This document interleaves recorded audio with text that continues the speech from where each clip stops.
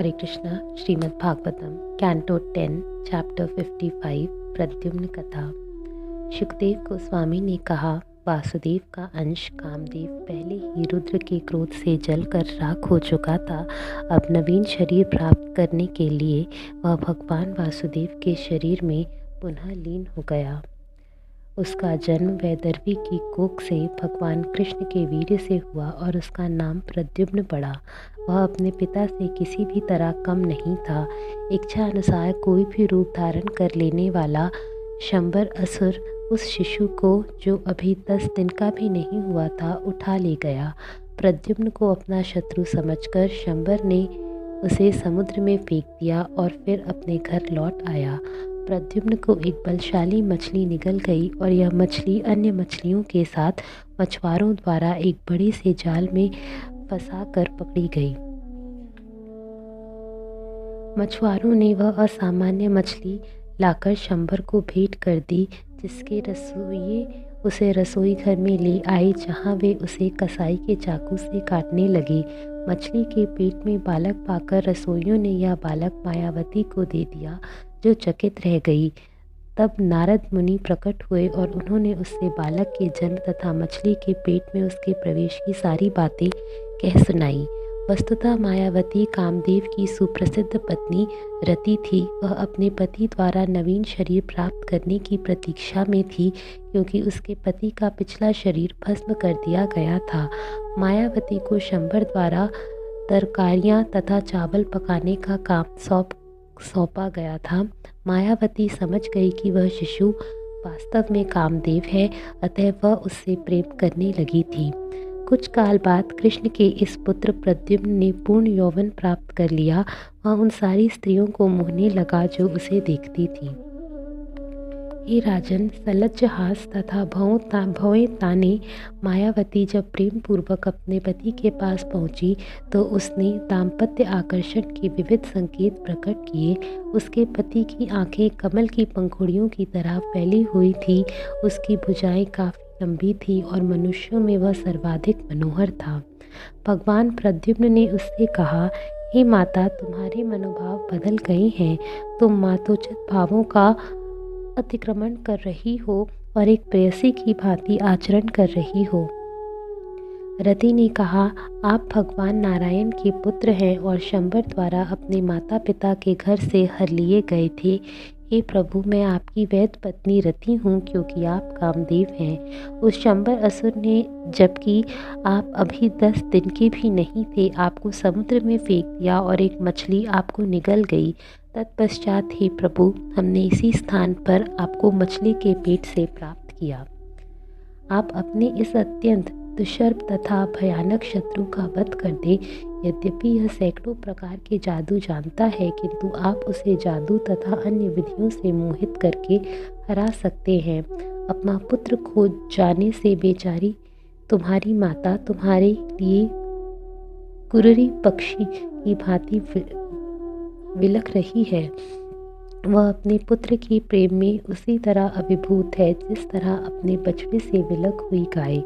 सुखदेव गोस्वामी ने आगे कहा, इस प्रकार कहते हुए मायावती ने महात्मा प्रद्युम्न को महामाया नामक योग विद्या प्रदान की, जो अन्य समस्त मोहिनी शक्तियों को विनष्ट कर देती है। प्रद्युम्न शंबर के पास गया और विवाद बढ़ाने के लिए उसे असह्य अपमानजनक बातें कहकर युद्ध करने के लिए ललकारा। इन कटु वचनों से अपमानित होकर शंबर पांव से कुचले गए सर्प की भांति विक्षुब्ध हो उठा। वह हाथ में गदा लेकर बाहर निकल आया। उसकी आंखें क्रोध से लाल थीं। शंबर ने तेजी से अपनी गदा घुमाई और उसे चतुर प्रद्युम्न पर फेंक दिया, जिससे बिजली कड़कने जैसी तीव्र आवाज उत्पन्न हुई। जैसे ही शंबर की गदा उड़ती हुई भगवान प्रद्युम्न की ओर गई, उन्होंने अपनी गदा से उसे दूर छिटका दिया। तब ही राजन, प्रद्युम्न ने क्रुद्ध होकर शत्रु पर अपनी गदा फेंकी। मय दानव द्वारा सिखलाए गए दैत्यों के काले जादू का प्रयोग करते हुए शंबर सहसा आकाश में प्रकट हुआ और उसने कृष्ण के पुत्र पर हथियारों की झड़ी लगा दी। हथियारों की इस झड़ी से तंग आकर महाबलशाली योद्धा रौक्मण्य ने महामाया नामक योग विद्या का प्रयोग किया जो सतोगुण से उत्पन्न थी और अन्य समस्त योग शक्तियों को परास्त करने वाली थी। जब उस असुर ने गुह्यकों, गंधर्वों, पिशाचों, उर्गों तथा राक्षसों से संबंधित सैकड़ों मायावी हथियार छोड़े, किंतु भगवान कृष्ण अर्थात प्रद्युम्न ने उन सबों को विनष्ट कर दिया। अपनी तेज धार वाली तलवार खींचकर प्रद्युम्न ने बड़े ही वेग से शंबर के सिर को लाल मूंछों, मुकुट तथा कुंडलों समेत काटकर अलग कर दिया। जब उच्च लोकों के वासी प्रद्युम्न पर फूलों की वर्षा करके उनकी प्रशंसा के गीत गा रहे थे तो उनकी पत्नी आकाश में प्रकट हुई और उन्हें आकाश के मार्ग से होते हुए द्वारकापुरी वापस ले गई।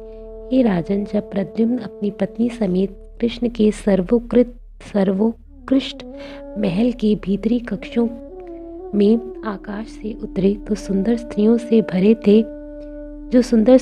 भरे थे तो वे बिजली से युक्त बादल जैसे प्रतीत हो रहे थे। जब उस महल की स्त्रियों ने उनके वर्षा के बादल जैसे सांवले रंग, उनके पीले रेशमी वस्त्रों, उनकी लंबी भुजाओं, मनोहर हंसी से युक्त उनके आकर्षक कमल मुख, उनके सुंदर आभूषण तथा उनके घुंघराले श्यामल बालों को देखा तो उन्होंने सोचा कि वे कृष्ण हैं। इस तरह सारी स्त्रियां सकुचाकर इधर उधर छिप गई। धीरे धीरे उनके तथा कृष्ण के वेश में कुछ कुछ अंतरों से स्त्रियों को लगा कि वे भगवान कृष्ण नहीं हैं। वे अत्यंत प्रफुल्लित एवं चकित होकर प्रद्युम्न तथा उनकी प्रेयसी स्त्री रत्न के पास आई।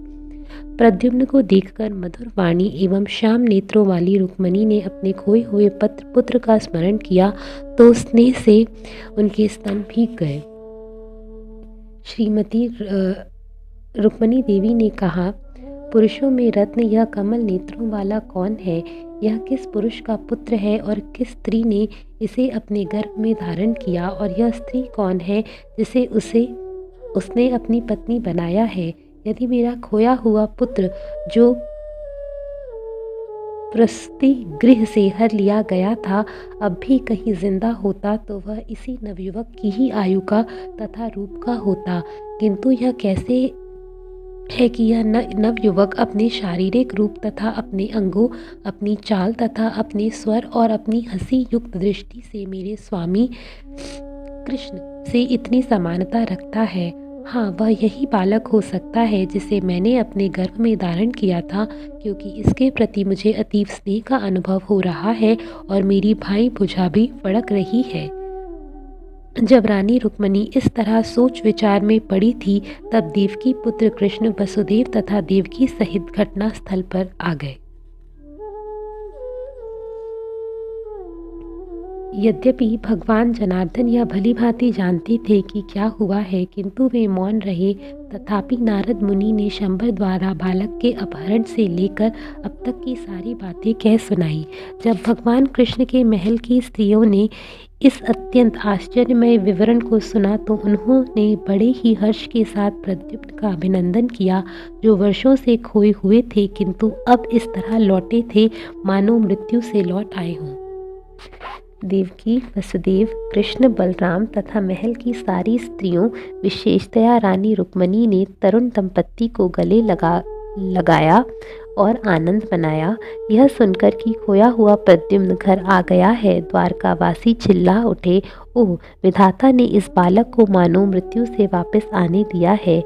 यह कोई आश्चर्य की बात नहीं है कि महल की स्त्रियां जो प्रद्युम्न के प्रति मातृ स्नेह रखती, एकांत में उनके प्रति प्रेमाकर्षण का अनुभव करने लगी मानो वे उनके स्वामी हों। दरअसल प्रद्युम्न लक्ष्मी के आश्रय भगवान कृष्ण के सौंदर्य से पूर्ण प्रतिबिंब थे और उनकी आंखों के सामने साक्षात कामदेव के रूप में प्रकट हुए थे। चूँकि उनकी माता जैसे पद को प्राप्त स्त्रियों को भी उनके प्रति दाम्पत्य आकर्षण का अनुभव हुआ, तो फिर इस विषय में क्या कहा जा सकता है कि उन्हें देखकर अन्य स्त्रियों ने क्या अनुभव किया होगा। हरे कृष्णा।